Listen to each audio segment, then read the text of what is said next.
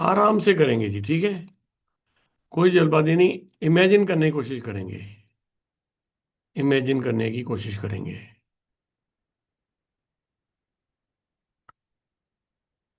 अगर आपने इमेजिन कर लिया तो बात बन गई।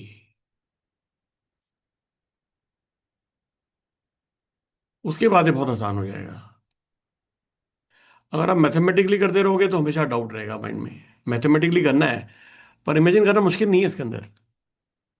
ठीक है, ध्यान से सुन रहे हैं। क्या हो रहा है बताओ। मतलब ब्लॉक्स वैसे तो अपने आप चलते नहीं है, पर समझो उनमें कोई इंजन लगा हुआ है जो चल रहे हैं। Think of this blocks as some cars, right? Some, okay, block थोड़ी चल सकते हैं अपने आप। The two blocks A and B are separated by distance of 60 metre. For some reason they can move. हाँ,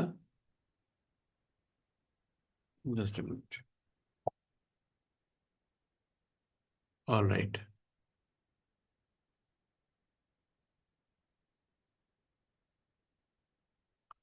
दिस 60 मीटर, एक block ये A है जी, दूसरे एंड पे ब्लॉक बी है।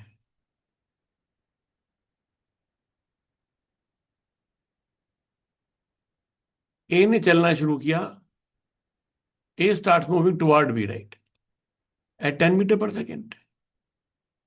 Eight the same instant B start moving away from A. इसकी velocity कितनी है वीबी शुरू में? यू, ये यू है, और यू भी कितनी है? 0। और एक्सीलरेशन बी कितनी है? 2 मीटर पर सेकेंड स्क्वायर है। यहां तक बात समझ में आई? ठीक है जी। अच्छा, अब आप समझो कि आप ब्लॉक ए के ऊपर बैठे हुए हो। इक्वेशन ऑफ बी निकालिए ना, with respect to A. With respect to A मतलब ए पर बैठे हुए हो आप। 1 मिनट के लिए एक्सीलरेशन को भूल जाओ, तो आपको क्या लगेगा? बी कैसे, क्या लगेगा? आपके बीच का डिस्टेंस कम हो रहा है, क्योंकि बी तो रुका हुआ है और आप इस तरफ जा रहे हो, तो आपको क्या लगेगा? अगर आप किसी, हम ट्रेन में जाते हुए क्या बोलते हैं? अगला स्टेशन कौन सा आएगा, ऐसा बोलते हैं। स्टेशन चलता है क्या? फिर भी बोलते हैं ना sir, what is the next station, ऐसे बोलते हैं लोग ट्रेन में जाते तो, कि जी अब गाजियाबाद आने वाला है, या जो भी जगह आने वाली है, राइट, पानीपत आने वाला है, या दिल्ली पहुंचने, आने, ये स्टेशन आने वाला है, ऐसा। ऐसा क्यों बोलते हैं? Is it very stupid thing to say? Well, in a way yes, but in a way अगर आप देखो, आप कहीं जाते हो तो क्या लगता है आपको? वो चीज मेरी तरफ आ रही है? नहीं? क्यों? आपको लगता है मैं रुका हुआ हूं, इसीलिए तो मैं, ऐसा लगता है कि सन अर्थ का चक्कर लगा रहा है, जबकि हर सन का चक्कर लगा रही है, मान लीजिए। तो रिलेटिव मोशन की फंडामेंटल बात सुन लो। रिलेटिव मोशन की फंडामेंटल बात क्या है? ऑब्जर्वर को लगता है I am stationary and the whole world is moving, and the whole world is moving. तो अगर मैं आगे जा रहा हूं तो दुनिया पीछे जा रही है। अगर मैं आगे जा रहा हूं तो दुनिया पीछे जा रही है। आई बात समझ में? तो जो भी हमारी इक्वेशंस हैं, S is equal to U T plus half at square, V is equal to U plus A T, जो भी हम इक्वेशन बनाते हैं, वो किसी ऑब्जर्वर की ही तो है। किसी ऑब्जर्वर की है ना? तो ये सारे लॉज किसी ऑब्जर्वर के लिए लागू होते हैं, किसी ऑब्जर्वर के लिए लागू होते हैं, इक्वेशंस ऑफ मोशन, राइट? तो मैं ऑब्जर्वर हूं यहां पर, तो मुझे क्या लग रहा है कि बी, बी की इनिशियल वेलोसिटी मुझे क्या दिख रही है? -10। हाँ, मुझे क्या दिख रही है? -10 मीटर पर सेकेंड, ठीक है। और एक्सीलरेशन ऑफ बी क्या दिख रही है? क्या दिख रही है? -2। है जी? -2। -2 क्यों? एक्सीलरेशन इस तरफ है क्या?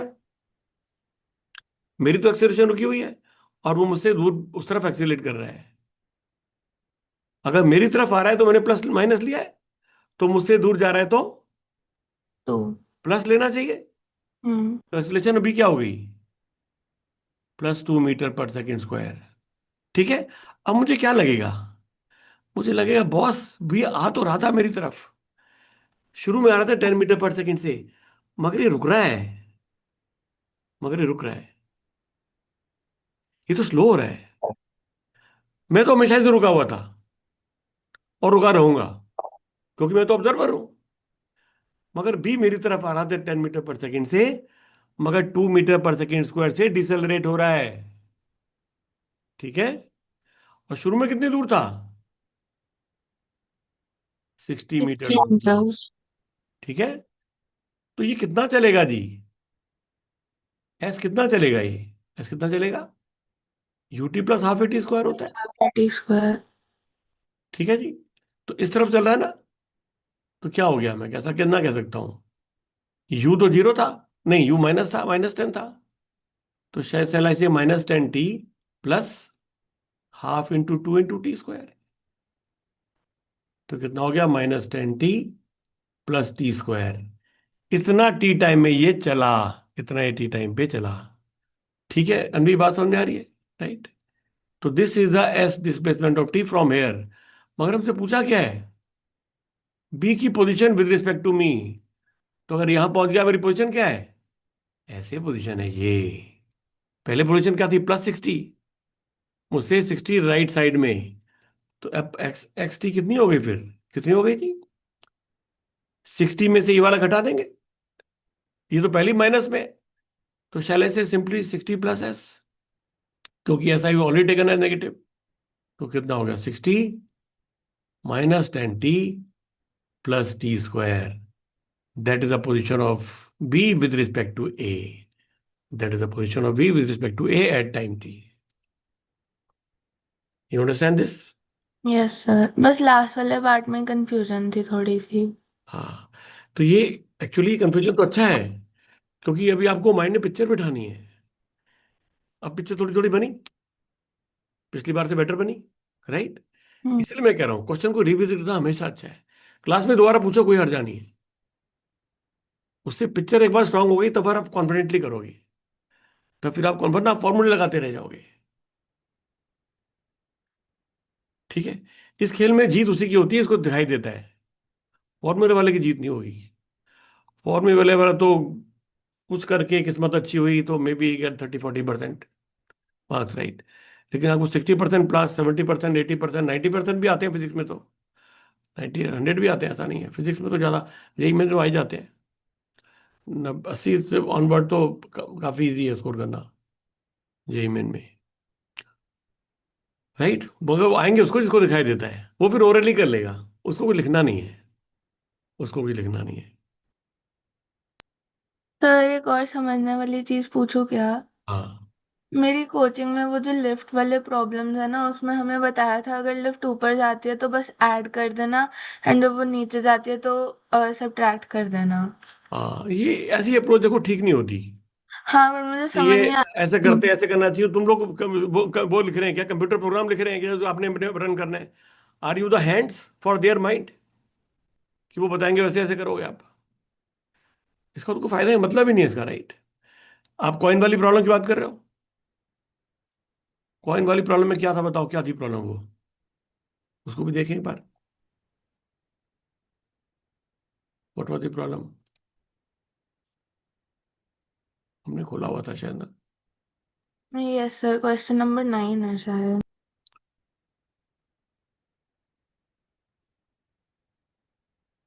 हाँ। मैं तो कहता हूँ एक ही क्वेश्चन को 10 बार भी करने हैं ना, that is more rewarding than doing 10 questions. That is my belief.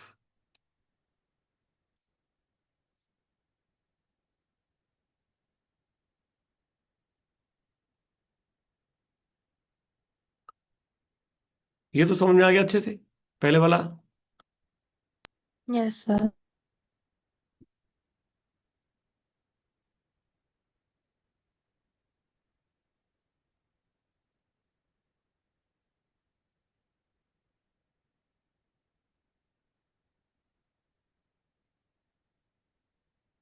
देखो लिफ्ट जा रही है ऊपर। अब फिर से आप वही समझो, जैसे अभी कि हमने समझ के करना है, इमेजिन करना है। राइट। ये लिफ्ट है जी। इसकी हाइट कितनी है?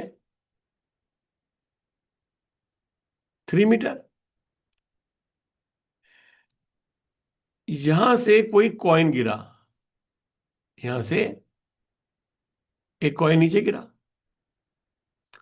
अब कॉइन लिफ्ट से अटैच तो नहीं है, लिफ्ट से कोई फोर्स मिल रहा है क्या कॉइन को? तो कॉइन को क्या फोर्स लग रहा है कॉइन के ऊपर? ग्रेविटी। सिर्फ ग्रेविटी। तो कॉइन की एक्सीलरेशन क्या हो जाएगी? नीचे की तरफ जी मीटर पर सेकंड स्क्वायर। समझो आप लिफ्ट के फ्लोर पे खड़े हो, ठीक है? Observer on the floor of the lift. Observer on the floor of the lift. अब मुझे बताओ, अगर लिफ्ट के फ्लोर पे खड़े हो तो लिफ्ट की दीवारें, लिफ्ट की सीलिंग, इन सब की स्पीड आपके मुकाबले कैसी है? आपको कैसी लगती है सबकी speed? What is the rest. Rest पे लगता है। तो आपको क्या लग रहा था? मैं तो एक बंद कमरे में हूं, जैसे कमरे वो चल रहा है कमरा तो ठीक है, तो ये कमरा भी चल रहा है ना जहां पर हम बैठे हैं, अर्थ के साथ घूम रहा है। तो लिफ्ट वाला कमरा भी चल रहा है, सो वॉट, है ना? तो सबकी स्पीड क्या है? जीरो। मैंने साहब छत की तरफ देखा, तो मैंने देखा मुझसे दूर 3 मीटर दूर एक कॉइन था। मुझसे 3 मीटर ऊपर एक कॉइन था। और कॉइन की वेलोसिटी क्या थी, इनिशियल वेलोसिटी? जीरो। जीरो। और कॉइन की एक्सीलरेशन क्या दिखाई देगी मुझे, with respect to G. Me, with respect to G. Man? है जी? जी। क्यों? अगर मैं यहां खड़ा हूं अर्थ पे, तो मुझे दिखाई देगा कौन जी मीटर पर सेकंड से जा रहा है। मगर मैं तो खुद ही ऊपर जा रहा हूं 2 मीटर पर सेकंड स्क्वायर से, क्योंकि मैं लिफ्ट के फ्लोर पे खड़ा हूं और लिफ्ट 2 मीटर पर सेकंड स्क्वायर से ऊपर जा रही है। आई बात समझ में? सर बट वो तो रूम के अंदर खड़ा है ना, उसे थोड़ी ना दिख रहा है कि वो एक्सेलरेट हो रहा वो रूम के अंदर खड़ा है, राइट? वो रूम के अंदर खड़ा है, राइट? रूम के अंदर खड़ा है। अच्छा चलो, आप इसको छोड़ो, यहां से बनाओ, इस वाले से बनाओ। दो तरीके से सॉल्व करते हैं इस क्वेश्चन को। इस क्वेश्चन को दो तरीके से हम सॉल्व करें, दो तरीके सॉल्व करें, राइट? तब शायद आपको समझ में आएगा। ये लिफ्ट के अंदर है, राइट? ये लिफ्ट के अंदर है, राइट? तो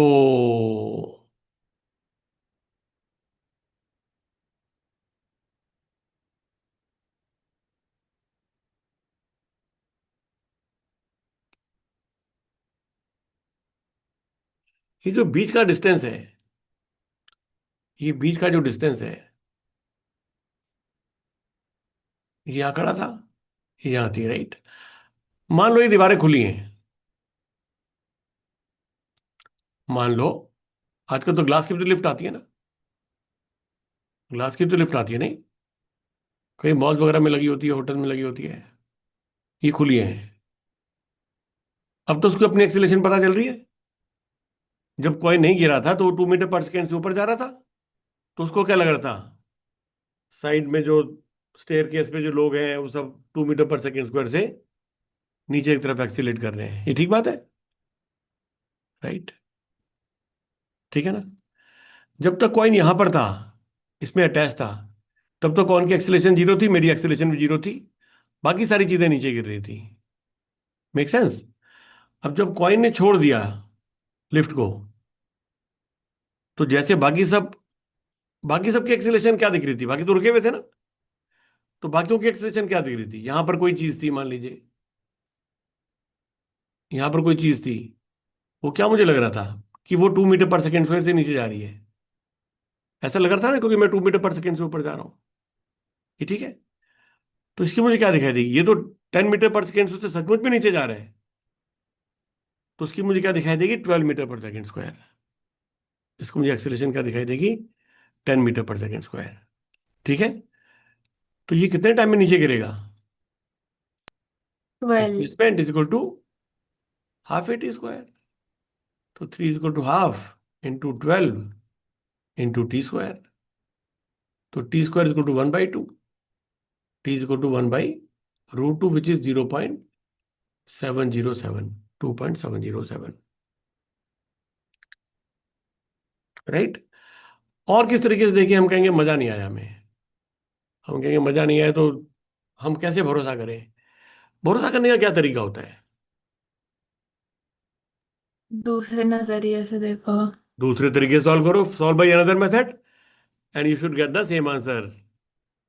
that will give some confidence कि चलो दो तरीके से सेम आंसर आ रहा है, दो तरीके से सेम आंसर आ रहा है, बढ़िया बात है। Right. Whole accounting is based on that, many things are based on that. दो तरीके चेक कर बनाते हैं, बैलेंस दूसरे मैच कर जाता है तो अकाउंट वाले कहते हैं ठीक है जी, कैलकुलेशन ठीक है, दो मेथड से करते हैं, है ना। तो दूसरा तरीका क्या हो सकता है? दूसरा तरीका तो क्या हो सकता है? मैं यहां पर था, कॉइन यहां पर था, ग्राउंड के हिसाब से देखते हैं, चलो ग्राउंड ऑब्जर्वर ये क्या देखेगा? ये क्या देखेगा जी?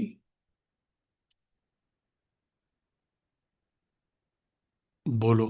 मान लो लिफ्ट अभी भी स्टार्ट हुई है, अभी भी लिफ्ट स्टार्ट हुई है, तो उसको मैं इसकी स्पीड क्या दिखाएगी?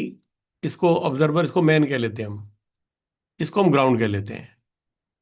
ये लिफ्ट का टॉप है, तो इनिशियल वेलोसिटी ऑफ कॉइन क्या दिखाई देगी इसको? Zero. Initial velocity of man क्या दिखाई देगी? Zero, right.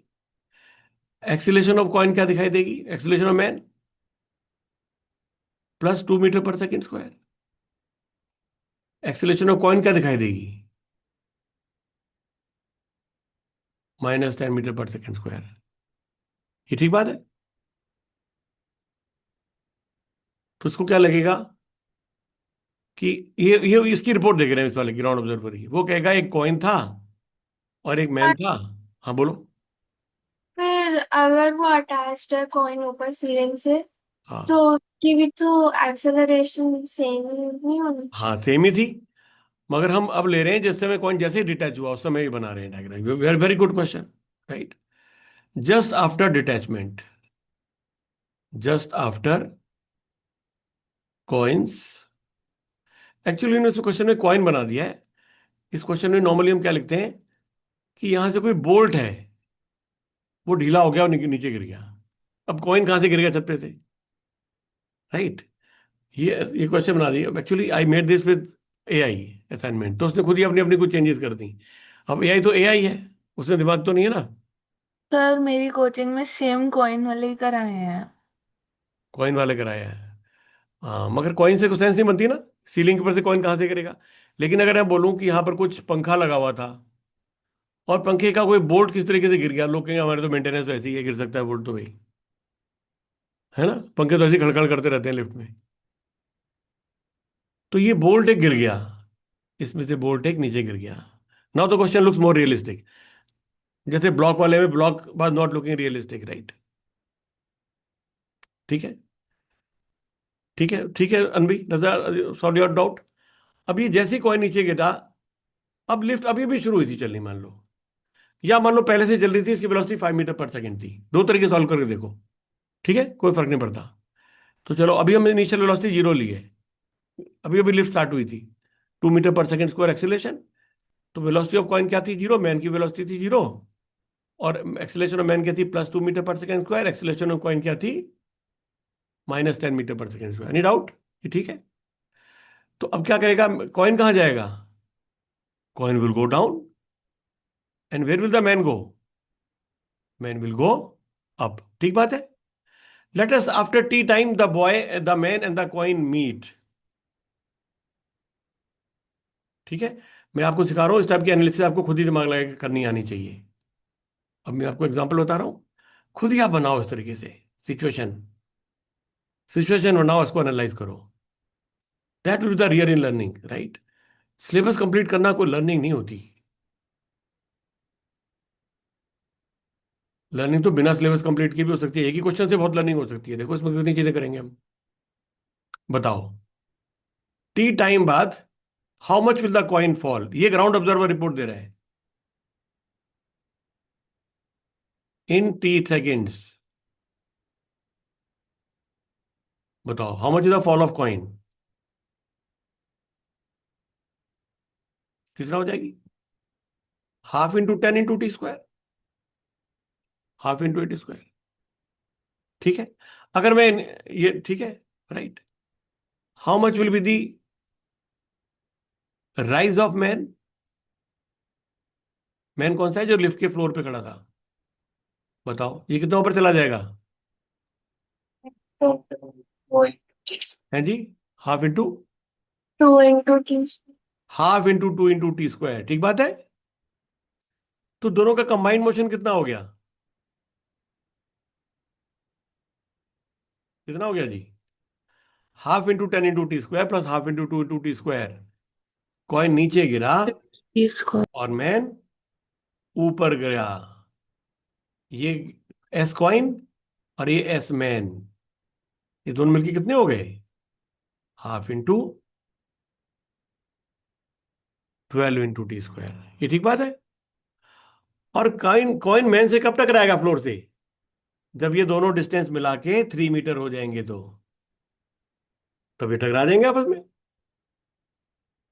Does it make sense?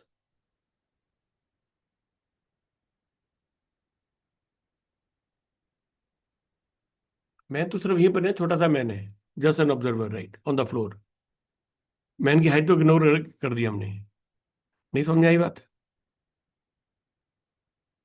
But हम फिर इस केस में टी को नेगेटिव नहीं ले रहे, मतलब 10 को नेगेटिव, किसको?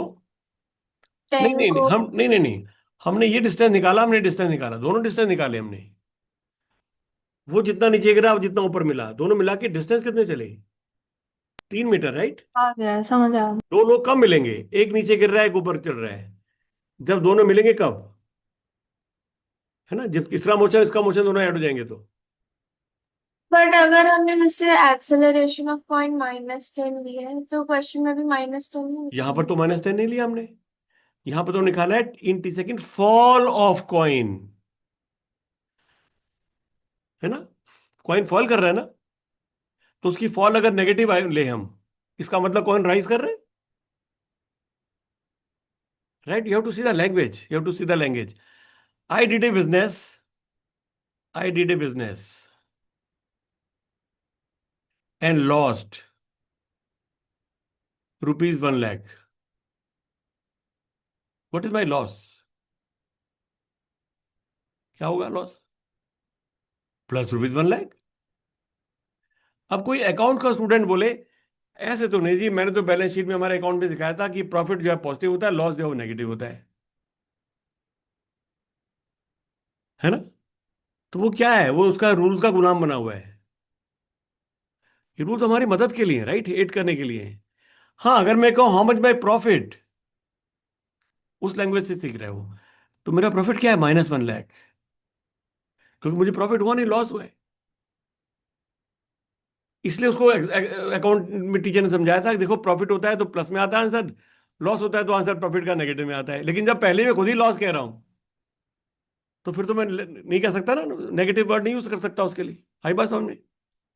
तो अगर मैं कहूं डिस्प्लेसमेंट ऑफ कॉइन और मैं कहूं upward displacement is positive,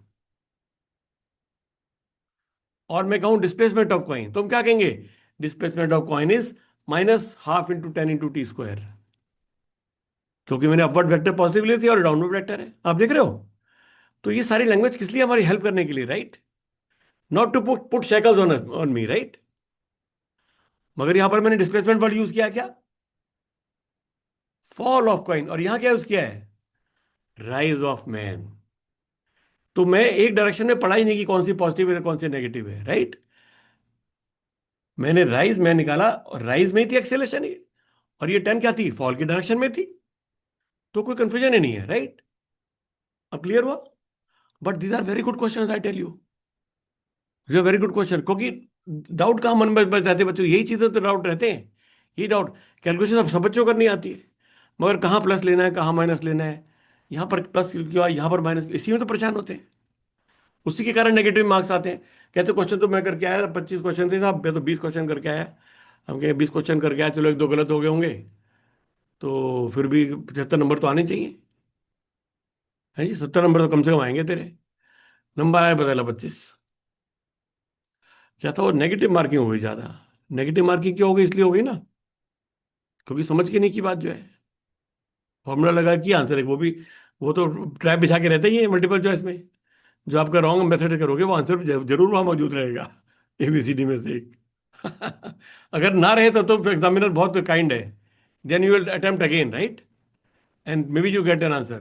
but जो कॉमन मिस्टेक्स वाले आंसर थे, they are part of the choices, right, they are part of the choices. ये क्वेश्चन समझ में आ गया? Is it very clear now? ठीक है ना? एक चीज और बहुत इंपॉर्टेंट मैसेज निकल के आता है इससे। किसी ऑब्जर्वर को, an observer may not feel its velocity,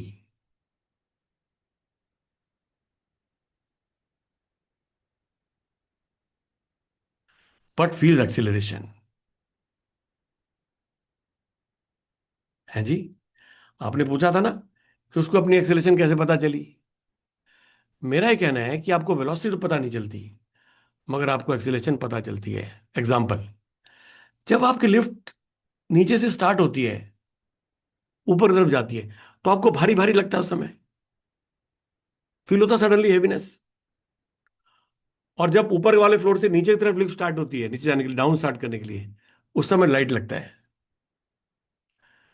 लगता है? तो अगर आप डाउनवर्ड एक्सीलरेट कर रहे हैं, यू फील लाइट। और जब आप अपवर्ड एक्सीलरेशन फील कर रहे हैं, अपवर्ड एक्सीलरेट कर रहे हैं, you feel heavy. Right? Actually क्या होता है, वेट जो होता है हमारा, weight, apparent weight, apparent weight, ये क्या होता है? अगर मैं डाउनवर्ड एक्सीलरेशन कर रहा हूं, तो हो जाएगा m/g - a, where g is downward and a is also downward. तो अगर a g के बराबर हो जाए, तो अपेरेंट वेट क्या हो जाएगा? Zero. And that is called a free fall. That is called a free fall. जो पैराट्रूपर्स प्लेन में से जंप करते हैं, पैराट्रूपर जो होता है प्लेन प्लेन में जंप करते हैं, आपने किए पैराट्रूपिंग कभी? अभी नहीं की कभी। प्लेन में जंप करते हैं पैराट्रूपर्स, तो they feel weightless, they feel weightless शुरू में, क्योंकि acceleration is same as gravity. Right? Acceleration same है ग्रेविटी। तो कोई उनका, हम वेट क्यों फील करते हैं? हम वेट क्यों फील करते हैं जी? हम पैरों भारी क्यों लगता है? पैरों ने पूरी बॉडी का वेट उठा रखा है, तो भारी लगता है। गर्दन पे क्यों भारी लगेगा? गर्दन ने सर का पूरा का वेट उठा रखा है, तो हैवी लगेगा।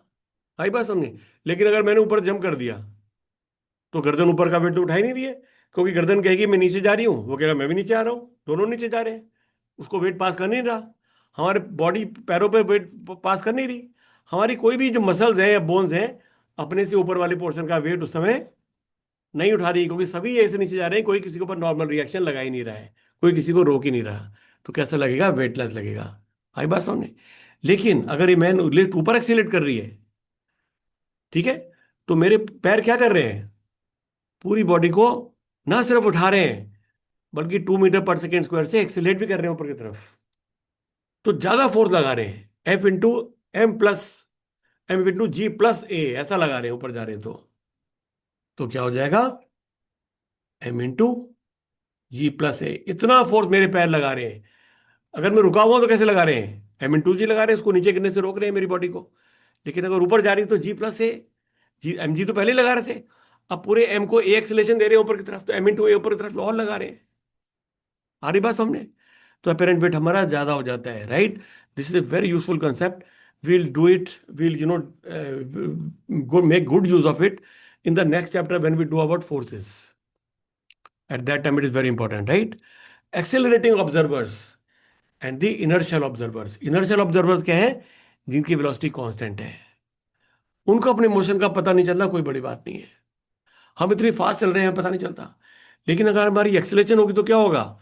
अगर मैं किसी स्प्रिंग बैलेंस पे खड़ा हूं वेइंग मशीन पे, तो weighing machine हिलेगी।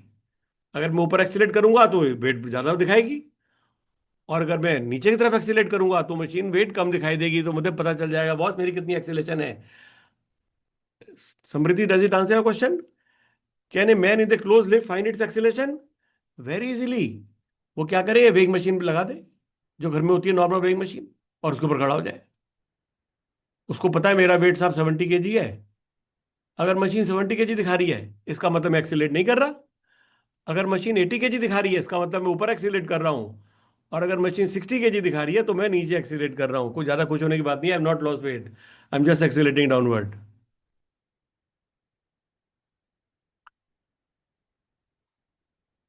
You get it, right? तो चलो बताओ, how much is the acceleration? I am in A lift standing on weighing machine.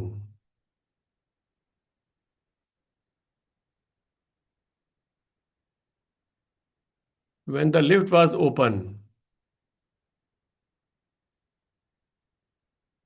the machine showed my weight as, machine showed me 70 kg. After a while, in the closed lift, दो case कर रहे हैं, machine showed 90 kg, एक और case में machine showed 60 kg. Find my acceleration in each case. Acceleration of the lift.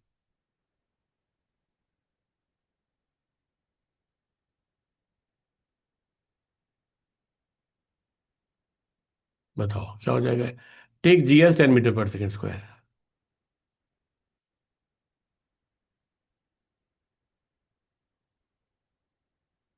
ठीक है जी। Weighing machine क्या बताती है? नॉर्मल रिएक्शन आपती है, राइट? स्प्रिंग लगी होती है उसके अंदर, नॉर्मल रिएक्शन डिवाइड बाय जी, ऐसा बताती है। ठीक है जी। अब इसका मतलब 90 × G, तो पहला केस 90 × G, मेरा मास 90 बता रही है, इसका मतलब फोर्स क्या लग रहा है? mg 90 × G, and that should be equal to 70 × G+A। और सेकेंड केस में क्या हो जाएगा? 60G is equal to 70 × G+A लिख दो, ये इसमें नेगेटिव में आ जाएगा, मेरा G-A लिख दो इसमें। ये क्या है इसके अंदर? सेकेंड वाले में पता है, ए इज डाउनवर्ड, राइट? और इसमें एक ऐसी है अपवर्ड। हो गया हमारा। तो क्या हो गया बताओ? 90G - 70G, 20G। ए कितना आ गया पहले में? 20G/70, मतलब 2G/7 अपवर्ड। ऐसे क्वेश्चन बहुत आते हैं। सेकेंड वाले में क्या हो जाएगा? A is equal to 70G - 60 is 10G, 10G/70, G/7 downward. Mind you, these are the directions of acceleration, not the directions of velocity. When my acceleration is upward, can my velocity be downward? When my acceleration is upward, can my velocity be downward? हाँ, lift जब ऊपर से आ रही थी, 10th floor से चली lift, ground floor पे पहुंचने वाली है, तो लिफ्ट तो आ रही थी, तो वेलोसिटी कैसी है? डाउनवर्ड। मगर यहां तक आने के बाद लिफ्ट को रुकना है, तो क्या करेगी? लिफ्ट स्लो हो जाएगी। तो स्लो हो जाएगी, एक्सीलरेशन कैसी हो जाएगी? अपवर्ड, तभी तो स्लो होगी। तो इस पोर्शन में क्या लगेगा? मुझे हैवी महसूस होगा, क्योंकि मेरी एक्सीलरेशन अपवर्ड है। जब लिफ्ट यहां से स्टार्ट होगी तब क्या होगा? तो जीरो से एक्सीलरेशन आएगी, तब तो वेलोसिटी आएगी। तो यहां पर क्या होगा इस जगह पे? When I going down, I start from the 10th floor, I feel light, we feel light, we feel light. Why? Because we have a downward acceleration. समझ में आ गई ना? जीरो स्पीड से हमने कोई स्पीड अचीव करनी है तो हमें एक्सीलरेशन देनी पड़ेगी ना। तो डाउनवर्ड एक्सीलरेशन, यहां पर क्या होगा? यहां पर तो लिफ्ट रुक रही है अब, तो एक्सीलरेशन अपवर्ड है, वी फील हैवी। समझ में आ रही बात? तो अगर मैं पूछूं, अगर मैं आपसे एक क्वेश्चन पूछूं, we come down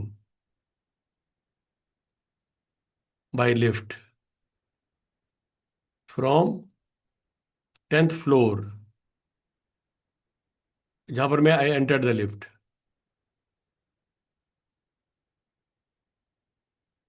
to ground floor.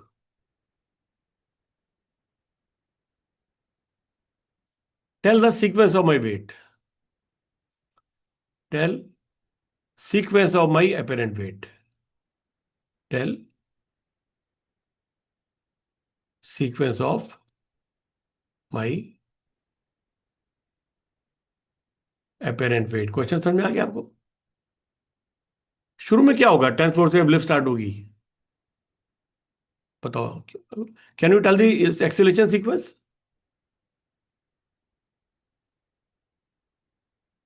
Acceleration sequence क्या हो जाएगी बोलो? 10th फ्लोर से हमने स्टार्ट किया, तो पहला क्या हो जाएगा? Downward acceleration. उसके बाद क्या होगा? मान लो 9th फ्लोर तक आते आते लिफ्ट की वेलोसिटी आ गई, बीच में कहीं नहीं रुकी, मान लो 9th फ्लोर तक वेलोसिटी आ गई। अब कांस्टेंट वेलोसिटी चलती रहेगी फर्स्ट फ्लोर तक, तो डाउनवर्ड एक्सेलेरेशन, उसके बाद फिर जीरो एक्सेलेरेशन। ये कब है? 10th टू 9th फ्लोर ना, एक फ्लोर तक उसको स्पीड पकड़ने में लगा। समझ में आया? और फिर 9 से फर्स्ट फ्लोर तक आराम से लिफ्ट नीचे आ रही है, constant velocity.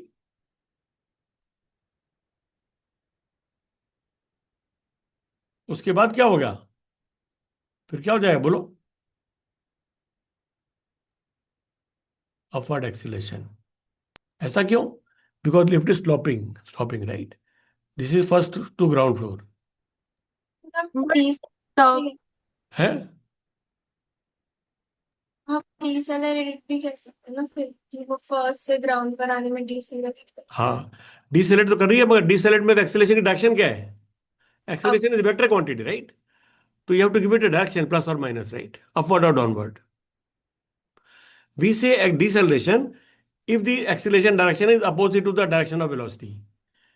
We say acceleration, positive acceleration, if the velocity and acceleration are in the same direction. Acceleration deceleration तो ये मतलब हुआ। आई बात समझ में? मगर हम, मैं ज्यादा इंटरेस्टेड किस बात में हूं कि एक्सेलेरेशन डायरेक्शन जी के साथ में है या जी के अपोजिट है। अगर जी के साथ में है तो मेरा अपेरेंट वेट कम हो जाएगा, और अगर जी के अपोजिट है तो मेरा अपेरेंट वेट बढ़ जाएगा। सर एक्सेलरेशन अपवर्ड्स एंड में। हाँ, आप नीचे जा रहे हो, मान लो आप 5 मीटर पर सेकंड से नीचे जा रहे हो, ठीक है जी। यहां पर आपको रुकना है, तब तो कोई उतरेगा भाई, चलती लिफ्ट में कोई उतर सकता है क्या? तो लिफ्ट की स्पीड स्लो करनी पड़ेगी। लिफ्ट की स्पीड वेलोसिटी क्या थी, नीचे की तरफ, तो स्लो करने के लिए एक्सेलेरेशन किस तरफ लगानी पड़ेगी? वेलोसिटी के अपोजिट डायरेक्शन में। ओह। हाँ। हाँ। तो एक्सेलेरेशन कैसी होगी, अपवर्ड होगी कि नहीं होगी? तो हम बेसिकली अभी लिफ्ट के इंजन के हिसाब से बात कर रहे हैं। मतलब इंजन नहीं, लिफ्ट की एक्सेलेरेशन की बात कर रहे हैं। हाँ वही। हाँ, लिफ्ट का जो ग्रेविटी डब्बा है का। उसकी बात कर रहे हैं। हाँ, हम तो उसी में खड़े हैं ना। हम तो अपनी एक्सेलेरेशन की बात कर रहे हैं रादर। हमारी एक्सेलेरेशन वही है जो लिफ्ट की है, क्योंकि हम लिफ्ट के अंदर है, लिफ्ट के फ्लोर को टच कर रहे हैं। I hope it is very very clear. और भी कोई डाउट है छोटा मोटा पूछो, क्योंकि छोटे डाउट जो है ना, यही काम खराब करेंगे। सर हाँ, समझ नहीं आ रहा डाउट क्या है, बट मुझे लाइक ऐसा लग रहा है कि 19 टू G नहीं होना चाहिए। फिर से बोलो। यहाँ पे 19 टू G नहीं होना चाहिए। 19 टू G, नाइन्थ, 19G कहाँ लिखा है? यहाँ पे फर्स्ट वाला ये। पूरा सेंटेंस बताओ क्या कह रहे हो आप? 90 × G = 70 G अच्छा, प्लस ये इन। हाँ। अगर मैं ऊपर एक्सीलरेट कर रहा हूं, अच्छा चलो, ये कोई ब्लॉक है जी, इसका मास m है, इसके और वेट क्या लग रहा है? इस पे ग्रेविटी का फोर्स क्या लग रहा है? mg। ये लिफ्ट के फ्लोर पे रखा है, ठीक है, लिफ्ट का फ्लोर है।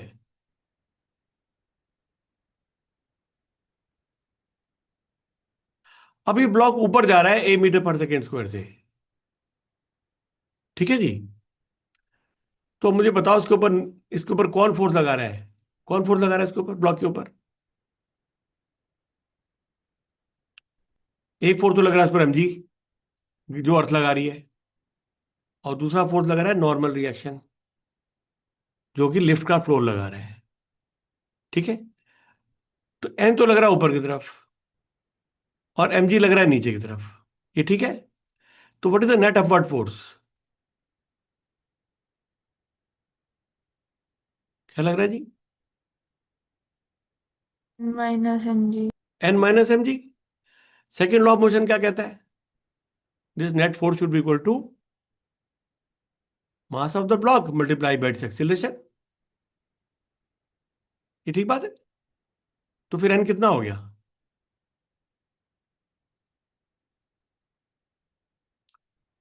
mg plus F A. आई बात समझ में? अब मुझे बताओ, मान लो ये फ्लोर के बीच में मैं वेइंग मशीन लगा दी, जिसके ऊपर हम खड़े हुए हैं, वेइंग मशीन। ठीक है। तो वेइंग मशीन ने मेरे ऊपर क्या फोर्स लगाया? मैं ब्लॉक हूं, क्या फोर्स लगाया? mg plus M a. ऐसा लगाया। तो मैंने वेइंग मशीन के ऊपर क्या फोर्स लगाया? mg प्लस एल है, third law of motion.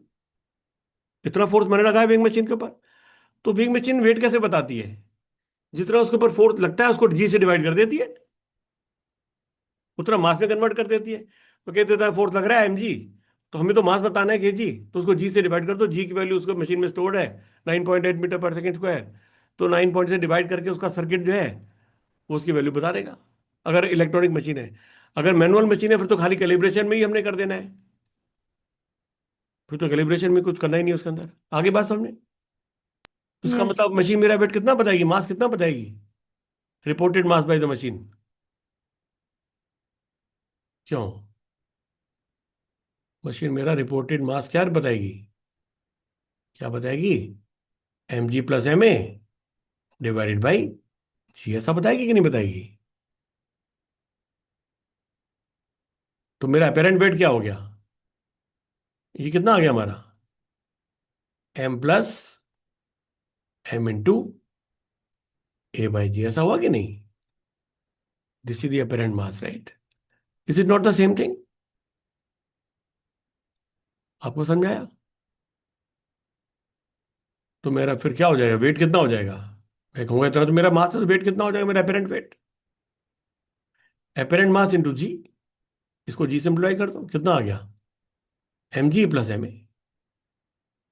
Do you feel better now? Right. हाँ। तो devil is in details actually. जितना छोटा छोटा छोटा माइक्रो लेवल सोचोगे, उतनी पिक्चर साफ होगी। पिक्चर साफ हो जाएगी, फिर आपको ज्यादा चीजें नहीं करनी पड़ती, फिर आप कॉन्फिडेंटली कर लेते हो।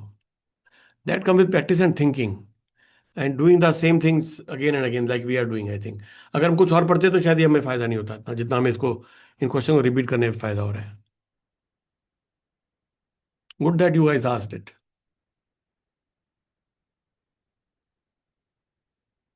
और बताओ।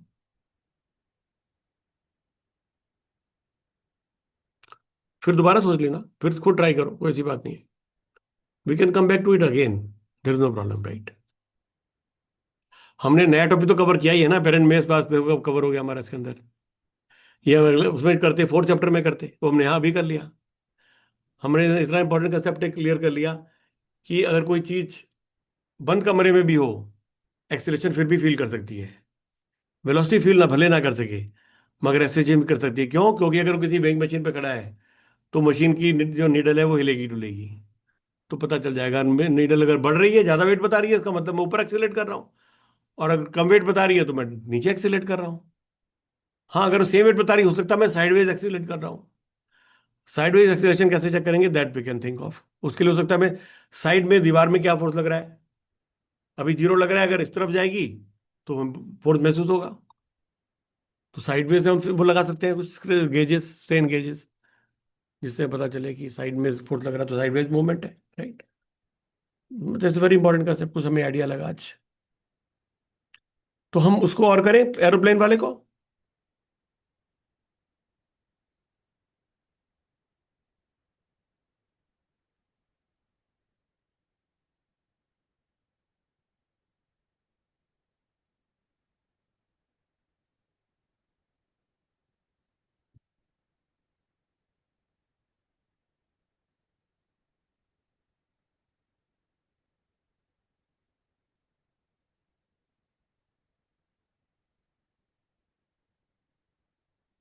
क्या ये बिल्कुल सेम नहीं है प्रॉब्लम जो हमने की थी? मुझे तो रत्ती भर का फर्क नहीं दिख रहा। हाँ ये जरूर है, इसमें हमने डब्ल्यू करके लिया था विड्थ, इसमें विड्थ की जरूरत नहीं है। हमें सीधा ए बी का डिस्टेंस दिया हुआ है डी। क्या हो रहा है इसके अंदर? What's happening here? Aeroplane can fly, here is let's say city A, here is city B.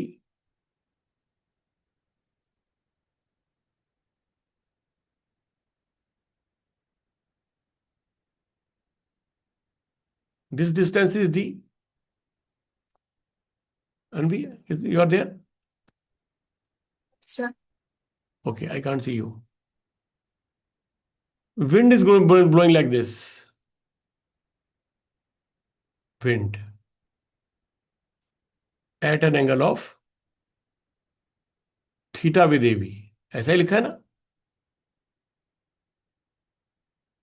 Steady wind blows with a speed W.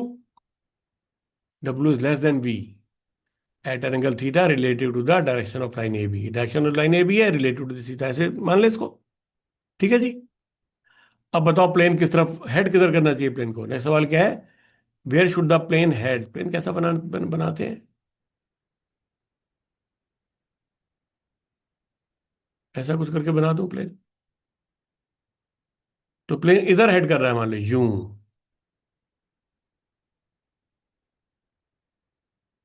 This is the heads, है ना? इधर क्यों हेड कर रहा है? क्योंकि इधर हेड करेगा तो विंड थोड़ी इधर लेके जाएगी तो बी पहुंच जाएगा। अगर यहां पर हेड करता तो क्या होता?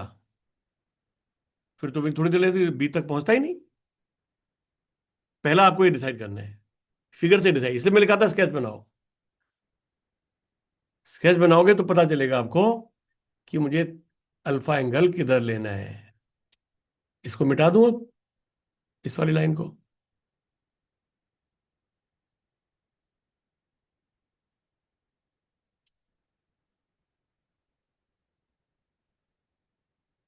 समझ में आ रही बात?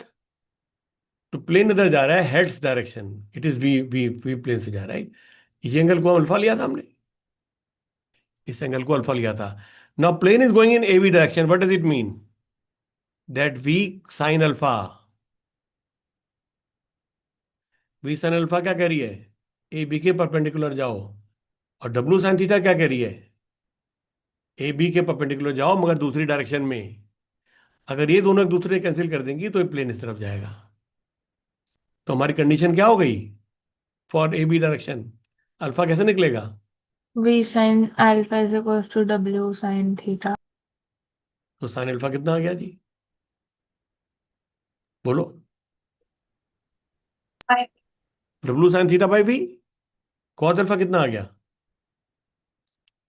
Under root of 1 - sine square alpha, under root of 1 - W square sine square theta upon V square. इसको ऐसा लिख दो, under root of V square minus W square sine square theta upon V. Any doubt? अब बताओ जाने में time कितना लगेगा टी ऑनवर्ड? बोलो, ये आपने बताना है। Distance is D and what is the velocity in this direction? ये क्या था ना हमने? हाँ बोलो। तो अंडर रूट ऑफ नहीं, पहले सिर्फ वी और डब्ल्यू की टर्म बताओ। वी का एक कंपोनेंट इधर जा रहा है और डब्ल्यू का एक कंपोनेंट इधर जा रहा है, तो क्या आ जाएगा टी ऑनवर्ड? फिर डब्ल्यू कॉस अल्फा, नहीं W cos sorry theta. W cos theta और बी कॉस अल्फा, फिर वो सेम डायरेक्शन हुआ तो तो ऐड हो जाएंगे। ऐड कर जाएगा। हाँ वही वी कॉस उस alpha plus W cos theta, ये ऐड क्यों होंगे? इसमें कोई डाउट है क्या? जब हम डाउन स्ट्रीम फ्लो करते हैं तो हमने क्या देखा था? अगर मैं 2 मीटर पर सेकेंड से स्विम कर सकता हूं और पानी मुझे 1 मीटर पर सेकेंड पुश कर रहा है तो मुझे 3 मीटर की स्पीड मिल जाएगी। एक तो अपनी एफर्ट की वजह से, दूसरा फ्री का बोनस जो पानी फेंक रहा है। तो यहां पर भी ऐसा पानी मुझे डब्ल्यू कॉस थीटा से फेंक रहा है और मैं डी कॉस अल्फा से वी कॉस अल्फा से जा रहा हूं, तो मुझे बोनस मिल रहा है ना? तो टोटल लॉस मेरी कितनी हो गई है? You are the t onward. That is t1, right? Are we getting the right answer? v cos alpha की जगह ये डाल दोगे तो क्या हो जाएगा? करो। तो v cos अल्फा कितना हो गया? v cos अल्फा ही कर लेते हैं सीधा। v cos alpha is equal to under root of v square minus w square science word. Sine square theta. तो वी गेट दिस आंसर और नॉट? मतलब इसमें v कॉमन निकाले इन्होंने, बस इतना ही है। मतलब v into sine cos alpha सीधा ही लिखा उन्होंने, v into this, right? Cos alpha is this, तो v cos alpha is v into, no doubt, right? Return time कितना हो जाएगा? बोलो।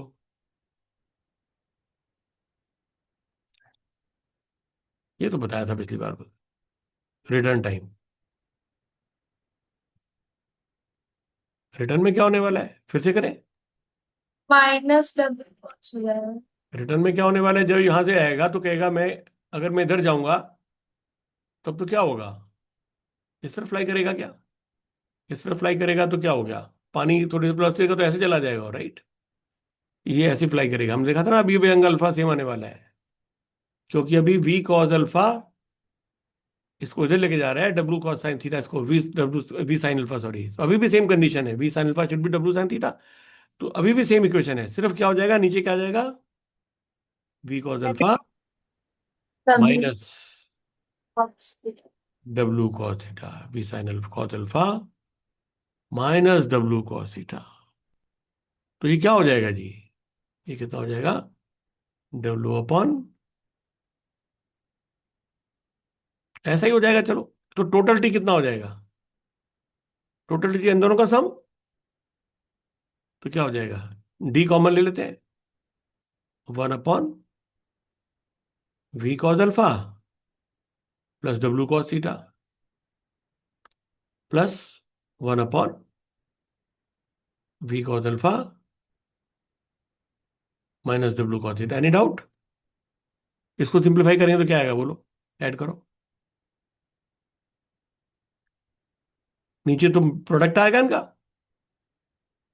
ए plus B into A minus B क्या होएगा? A square minus B square, मतलब V square cos alpha alpha minus V W square. W square cos square theta. ऊपर क्या आ जाएगा? A minus B plus A plus B, cos तो 2a बच जाएगा। तो 2v कॉस अल्फा ऊपर आ गया। Any doubt? तो इसको हम कर ले जी, 2d वी कॉस अल्फा कितना है? वी कॉस अल्फा कितना है? कॉस अल्फा वाज दिस, तो V cos alpha is under root of V square minus W square sine square theta. ये ठीक बात है। 2 into V cos alpha divided by V square cos square alpha. V cos alpha हमारा ये है, this is V cos alpha, right? तो उसका square क्या हो जाएगा? Simply V square minus W square sine square theta. V square minus W square sine square theta, और साथ में क्या है? Minus W square cos square theta. तो कितना हो गया ये? इससे माइनस डब्ल्यू स्क्वायर कॉमन निकालेंगे तो sign square theta plus cos square theta तो 1 हो जाएगा। तो नीचे क्या आ गया ये? V square minus W square, और ऊपर कितना आ गया? 2d under root of V square minus W square sine square theta. Is it not the correct answer? तो इसमें कहां फंसे आप लोग? ये तो सेम था जो हमने किया था, राइट? नोट्स नहीं थे, नोट नहीं थे पास में। नहीं सर, ये आ गया था। Okay, alright. पर चलो, कुछ तो क्लैरिटी बढ़ी और, है ना? हम्म, ठीक है। And is it fine?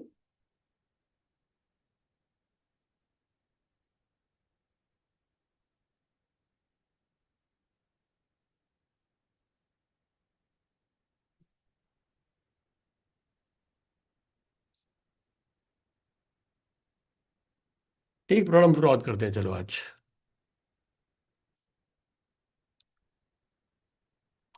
करें, आगे बढ़े। हाँ,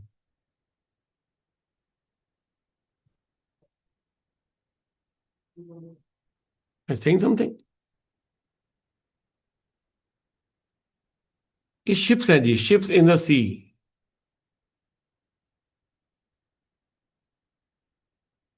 assume no ocean currents.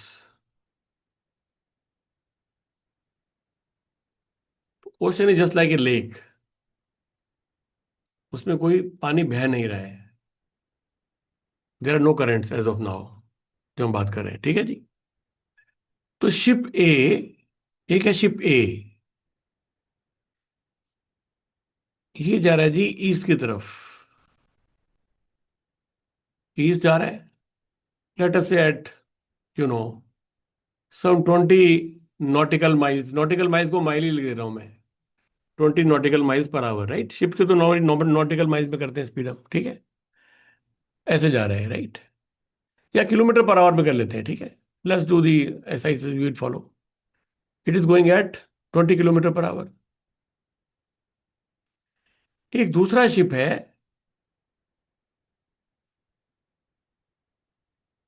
B, ये जा रहा है इस तरफ, मान लीजिए, let us say at 25 kilometre per our.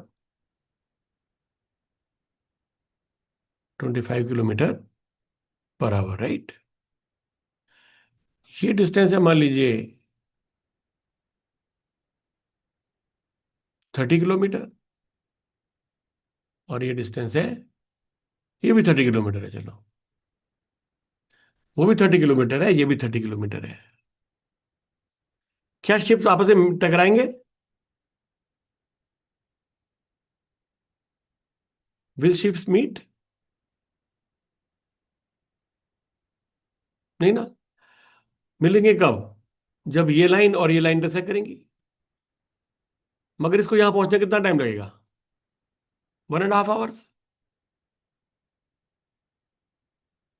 और इसको, ये तो 1.5 आवर में 37.5 चला जाएगा, मतलब क्रॉस कर जाएगा पहले ही उसके। इसका तो जब तक यहां पहुंचेगा तब तक ये ऑलरेडी क्रॉस कर चुका होगा। तो will they meet? No, right, no doubt. हमें निकालना है what is the shortest distance between them and after how much time. Find shortest distance between them.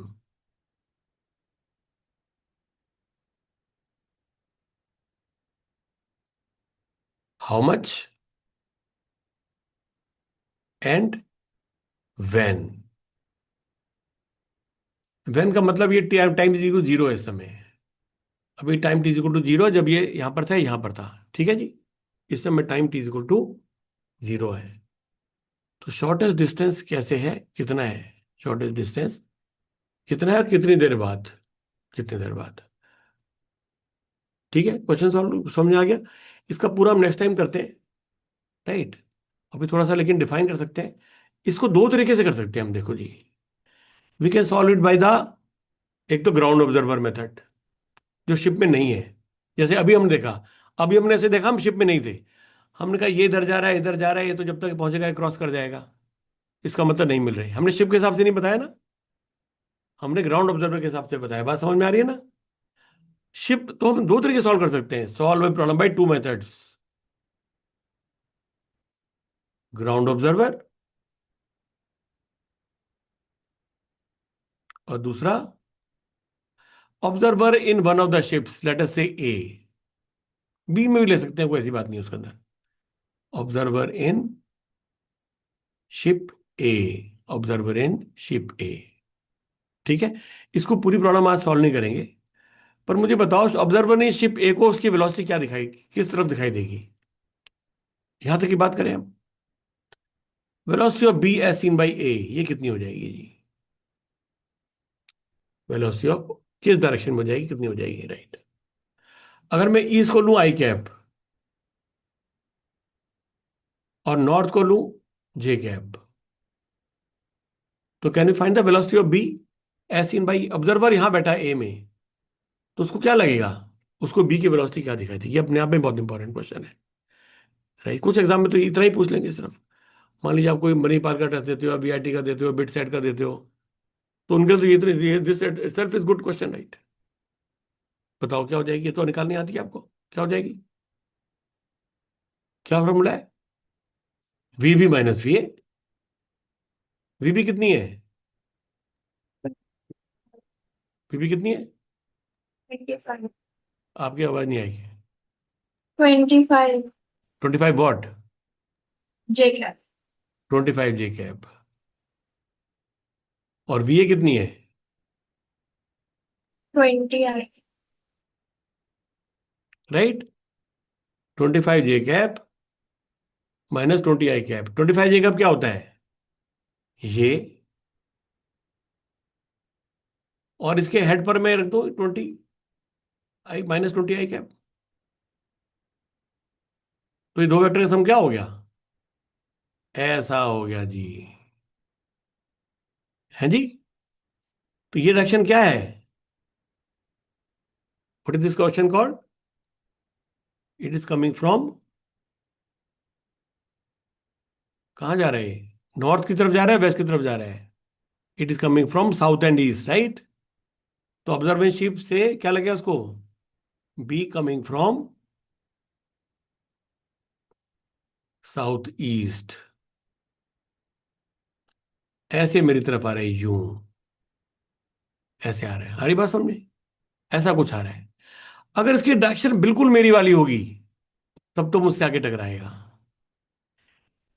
है ना? मैं ए यहां पर हूं, बी यहां पर है। डिस्टेंस कितना है और बी के बीच में? ए बीच में डिस्टेंस कितना है?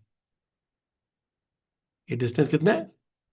20 square plus 30 square, under root 30 of. 30 root. कितना हो गया? 30√2।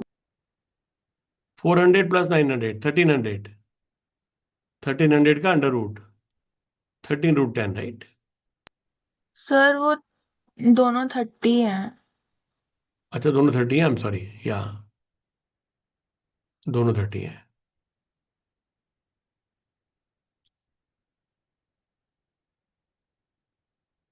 ठीक है जी। तो ये एंगल कितना है? 45 डिग्री, राइट? ये भी 30 है, ये भी 30 है। तो उसको अब तो exact exact direction south east ही होगी फिर तो। ये साउथ से ईस्ट से आ रहा है, राइट? इस तरफ, मेरी तरफ, ये डायरेक्शन है हमारी। बी मुझसे कहां पर था? 30√2 डिस्टेंस पे था, साउथ ईस्ट में, मतलब। Are we good? मगर बी की वेलोसिटी क्या थी? बी की वेलोसिटी क्या थी? ये एंगल कितना है जी? ये एंगल कितना है? बी कैसे जा रहा है? 25 J cap minus 20 I cap. How much is this angle?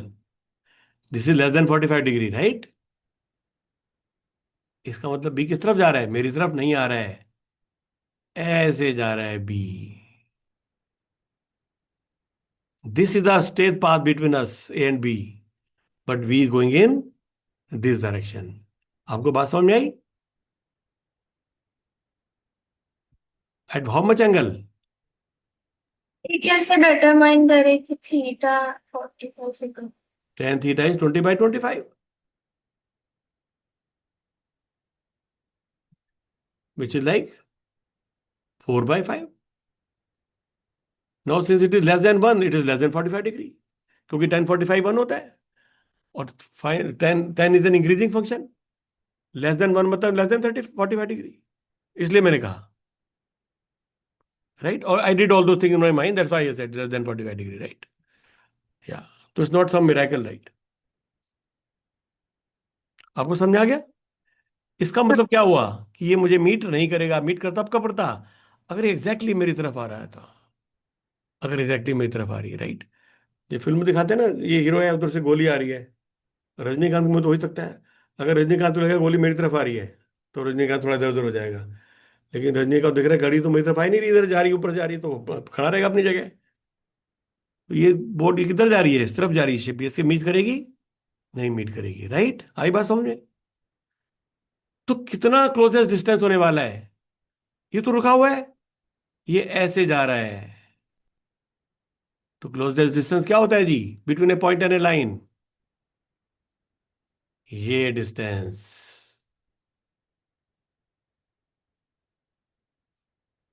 आपको थोड़ी प्रॉब्लम की फॉर्मुलेशन समझ आ गई, फॉर्मेट? आज हम सॉल्व नहीं करेंगे इसको, राइट? नेक्स्ट टाइम सॉल्व करेंगे, so that we relish it, do it both the method, right? और इसमें थोड़ा आपको मैक्सिमम मिनिमम भी सिखाऊंगा, मैथ्स का टॉपिक, राइट? कैलकुलस तो आपको थोड़ा बहुत तो आता है, भी ज़्यादा नहीं आता। थोड़ा बहुत तो आता होगा कैलकुलस ना? Differential of Y equal to 2x square जैसे। समृद्धि आपको आता है ना? हमने तो किया था, कितना हो बोलो? 6 6x²। हाँ, इतना आता है ना कम से कम, तो फिर हमारा काम चल जाएगा, तो हमारा काम चल जाएगा, राइट? इससे वेरी इंपॉर्टेंट प्रॉब्लम ये वाली जो है, राइट? इसको हम दोनों तरीके से सॉल्व करेंगे, ग्राउंड ऑब्जर्वर से भी और इससे भी, राइट? ट्रिग्नोमेट्री आपको आती है, कोऑर्डिनेट ज्योमेट्री? अगर कोई पॉइंट है x1 y1 और कोई लाइन है ax + by + c = 0, तो इनका डिस्टेंस कितना होता है between this, distance of A point from A line, ये इतना आता है भी कि नहीं? ये तो 11th में रहा होगा ना कोऑर्डिनेट ज्योमेट्री। 12th में तो 3D ज्योमेट्री है, 2D तो 11th में थी। ये कितना डिस्टेंस होता है इसके, ये लाइन है हमारी, क्या पूछा? ये लाइन है ax + by + c = 0, और एक पॉइंट है x1 y1, तो shortest perpendicular distance between the thing, ये डिस्टेंस जी कितना फॉर्मूला होता है, क्या होता है? ये ज्योमेट्री में उसमें सीखा होगा आपने, मैथ्स में कोऑर्डिनेट ज्योमेट्री में कितना होता है? ये होता है ax1 mod of ax1 + by1 + c upon √(a²+b²), ऐसा सीखा होगा, you can miss it, right? 11th में सीखा होगा भाई। अच्छा, अभी तो आप 11th में ही तो हो, राइट? अभी कहाँ सीखा होगा, अभी सीखोगे इसको, अभी कोऑर्डिनेट ज्योमेट्री कहाँ हुई होगी, अभी तो स्टार्ट ही किया है। ये अभी सीखोगे ऐसा।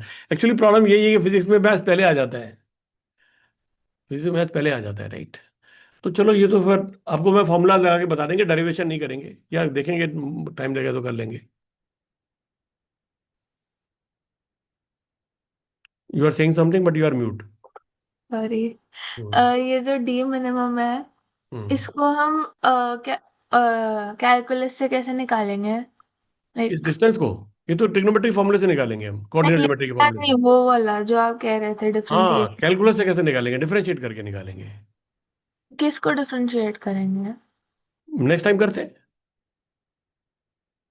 ठीक है ना? हाँ, okay, okay, bye. Thank thank